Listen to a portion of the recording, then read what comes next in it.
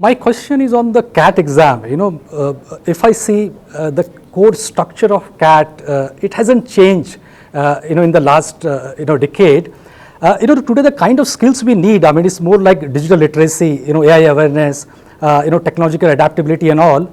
Should there be a change in the CAT exam, format? And second, even the cohort.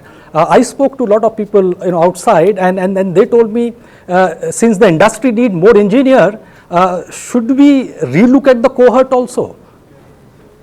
Okay, who wants to take that? Prabir, we'll follow the same sequence, coming to you first, putting you in the hot seat.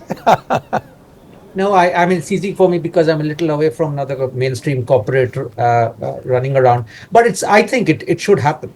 And I think as the UPSC should the CAT or any of such exams, the kind of people you look for is what gets triggered by the kind of examination process you follow.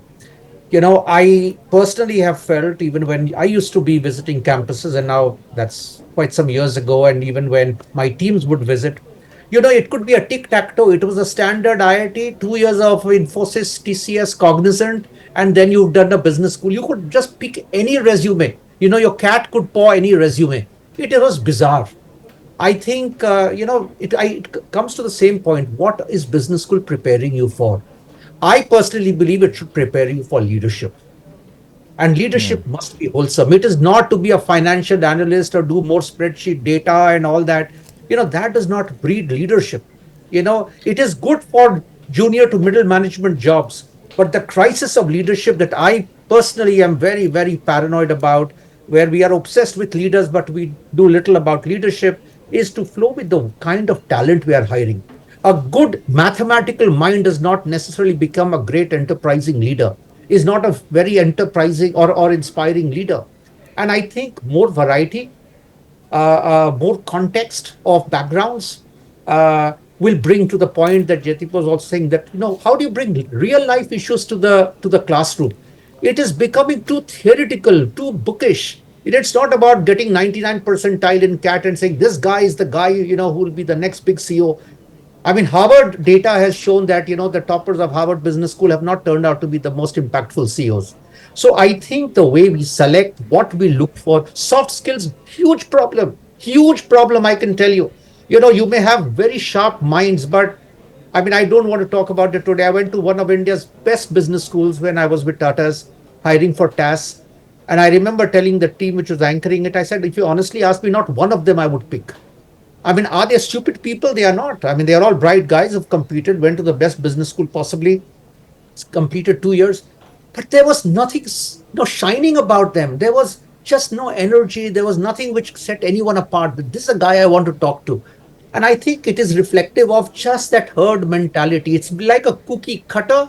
Until CAT changes that cookie cutter module, you will continue to have the same stereotypical style of leaders, and there is going to be a worsening of crisis. They are bright people, but who says only Einsteins are great leaders? We don't need only Einsteins, we need great leaders. And that is the vacuum that I think business schools must very consciously work to fulfill. Anand, you have set the cat among the pigeons by asking that question, and let me take that to Jaideep. Jaideep, who will bell this cat?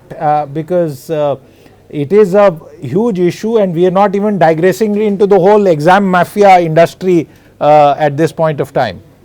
So I would put three things. One is the ability to measure the emotional quotient. Second is the adaptability. I mean, how does a person adapt to different situations, including handling setbacks? Because that's business reality. I mean, things are changing rapidly. So handling setbacks is going to be very important. And third, and most importantly, you have to be street smart. I mean, being brilliant is one thing, but being street smart is another thing. In this world of business where things are literally changing by every week, by every month, one needs to be street smart to go and cut deals and make sure you are staying ahead of competition. So if these three elements, and I'm sure the best minds put together can come up with a scale in which this could be either measured or could come out through in the interview, and that should also form a part of the selection criteria, because that is exactly what the industries are looking for once it comes to the placement season. So if the filtering in accommodates this, then the placement should automatically see good results. Bhavishya and Aviral, apart from the CAT point, I also want to add in that what I am picking up from all the comments that all of you have been making so far is this debate between should business schools groom specialized subject matter experts, or should it remain on the general management track, because that's what most of us have grown up with. So I'm adding that to the question and asking you to weigh in on the point that Anand raised. Bhavishya, starting with you and then to Aviral. Sure. Yeah. I mean, see, this is not a new debate, but I think there's been well-known observation that CAT does have some bit of a bias for engineers. I mean, there's a reason where a large intake comes from IITs. And yeah, I feel that it's time that we kind of look at what is the kind of intake we want and what is the kind of end product that we are trying to create. I think there are gaps on both sides. There is something that we can fix right at the intake stage by sort of fine-tuning the criteria that we've been picking up the students with. And I like the suggestions that Jaideep made, very, very potent suggestions, looking at EQ, looking at problem solving again. And also, how do we groom that further to make it into a final product? I think both these things have to go hand in hand. I don't think fixing one would give us the desired result. We have to work on both sides, bringing a more desired talent to kind of go into the journey, and then fine-tuning the journey itself to be in tune with the industry to produce the kind of talent that industry would need in the end. Aviral? I'm probably the archetype that Prabir was describing earlier. The 99.99 percentile who went to an IIT and then went to an IIM. So I have a slightly differing opinion. I think the CAT actually does pretty well from a filtration perspective. In fact, in my year, when they made some changes to the scoring criteria, you started to see more CAs, lawyers, and non-engineers. In fact, I think it has increased significantly since I graduated about 8 years ago. I think the other thing is you can't really test or evaluate for leadership. It's something you learn through experience. I think the CAT is more focused on problem solving and filtering people at scale. Leadership is something you learn when you're actually put in the deep end. And I think at IIMA, at least, I learned how to manage time a lot better.